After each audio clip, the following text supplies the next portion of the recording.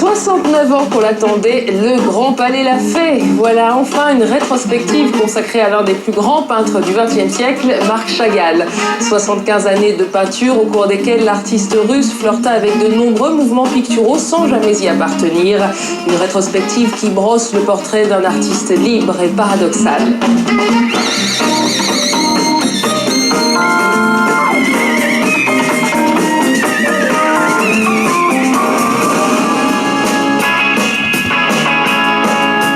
Inventif, précurseur, fantaisiste, mais aussi sentimental, triste ou académique, Marc Chagall déconcerte. Son œuvre hors norme est un savant mélange de modernité et de culture yiddish. L'enfance et le milieu d'origine a toujours été présent dans son œuvre. Il n'a jamais oublié ses origines. Ça fonde son art. C'est-à-dire que son enfance, son adolescence, sa vie à Vitebsk constitue quelque chose qu'il n'oubliera jamais. Et il a un petit peu constamment cette nostalgie d'immigré pour son pays natal.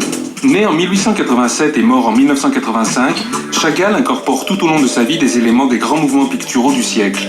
Je crois que lorsqu'il arrive pour la première fois en France, en 1912, il découvre la modernité, et la modernité à ce moment-là, c'est le cubisme. Il découvre donc le cubisme et il incorpore à son œuvre des éléments cubistes.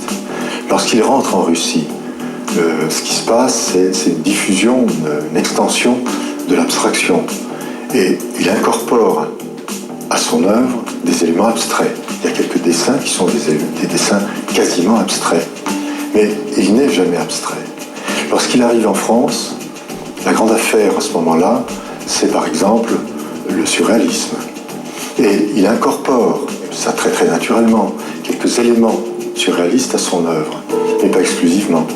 Pas exclusivement parce que quand il arrive en France, il essaye de comprendre la France, de comprendre la terre de France en faisant des paysages, la culture française en illustrant les fables. C'est lui qui a l'idée d'illustrer les fables et il est évident qu'il choisit là un auteur extrêmement français.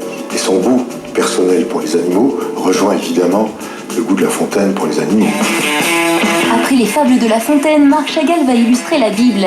Cette volonté de peindre des scènes religieuses à une époque où la Bible inspire peu la peinture le distingue encore des autres artistes.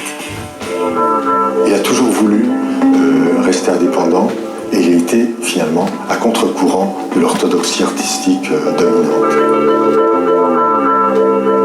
Marc Chagall, c'est au Grand Palais jusqu'au 23 juin.